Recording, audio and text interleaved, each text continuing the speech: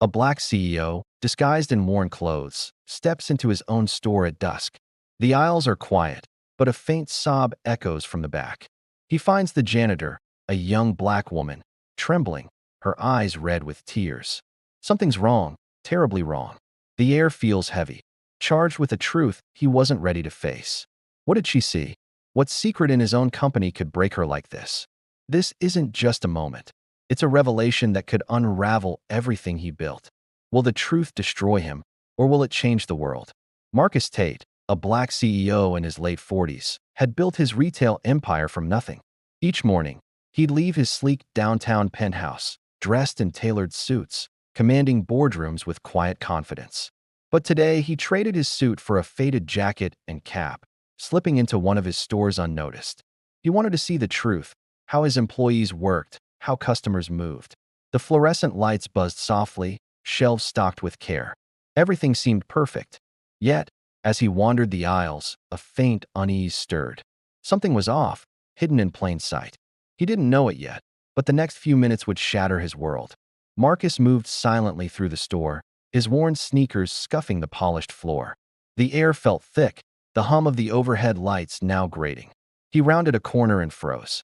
The janitor, a young black woman named Lena, knelt in the storage room, her shoulders shaking as she clutched a crumpled note.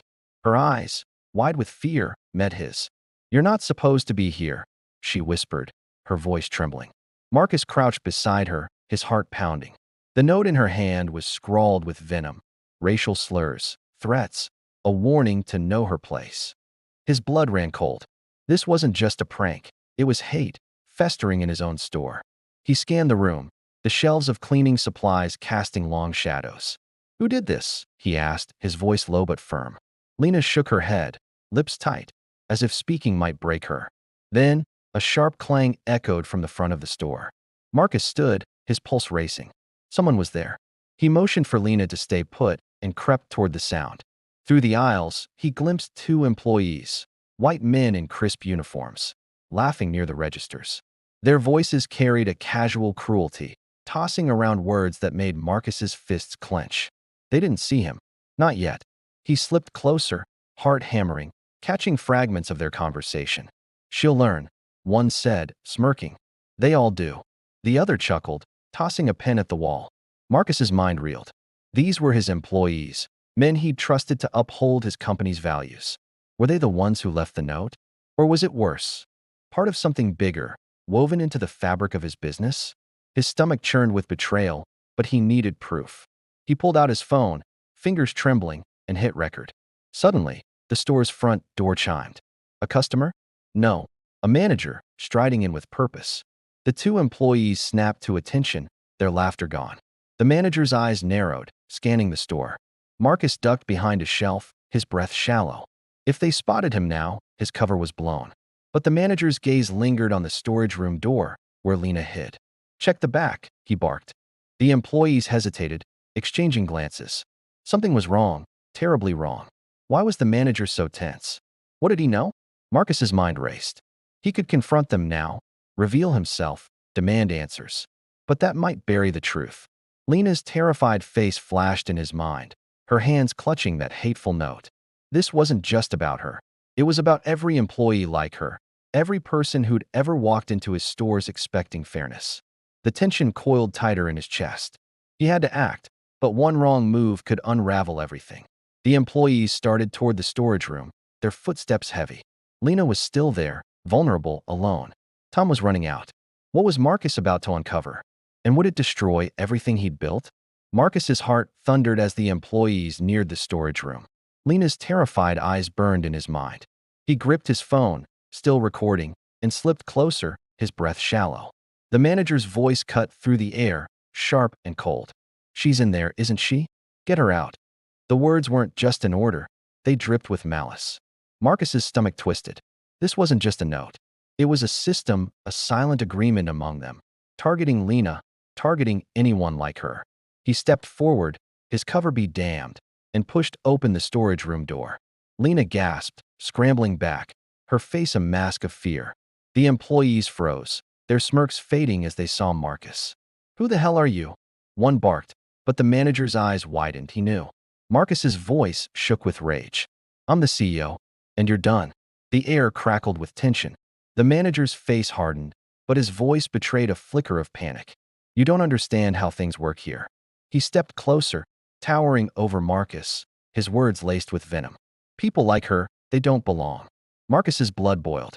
Years of building this company, preaching equality, and here it was, hate, thriving under his nose.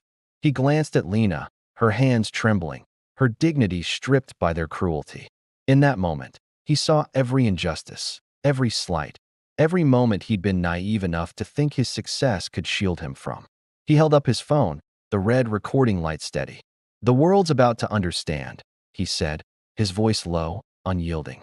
The manager lunged, grabbing for the phone, but Marcus dodged, heart pounding.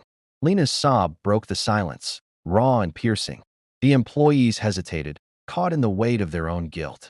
The store felt like it was closing in, the fluorescent lights glaring like a spotlight on their shame. Marcus stood tall, his fear swallowed by fury. This was it, the moment everything changed. Would his evidence be enough to expose the rot in his company, or would they bury him too? Marcus stood in the dim store, his phone still recording as the manager's face drained of color. The evidence was undeniable. Lena's note, the employee's words, the manager's complicity. Marcus fired them on the spot, their excuses drowned by Lena's quiet sobs. He escorted her out, promising safety, promising change. The next day, he released the footage online. It spread like wildfire, sparking outrage, apologies, and calls for justice. Marcus didn't stop there. He overhauled his company, mandatory training, diversity audits, a zero-tolerance policy. Lena, once invisible, became a voice in those reforms, her pain forging a new path forward. But the scars remained. Marcus saw the world differently now. His success, his empire, couldn't shield him from the truth.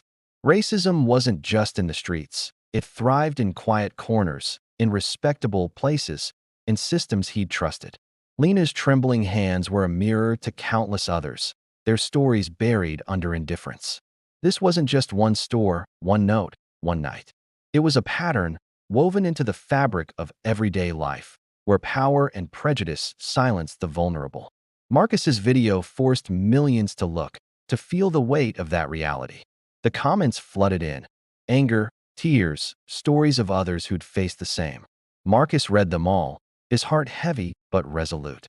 Change wasn't instant, but it started here, in one store, with one man's choice to listen. Lena's courage, her pain, became a spark. The world wasn't fixed, but it was waking up. How many more Lenas are out there, silenced by fear? How many more notes are tucked away unseen? The question isn't just what Marcus did, it's what we'll do next. Will you share the story? Will you demand change where you stand? Because silence isn't neutral, it's a choice.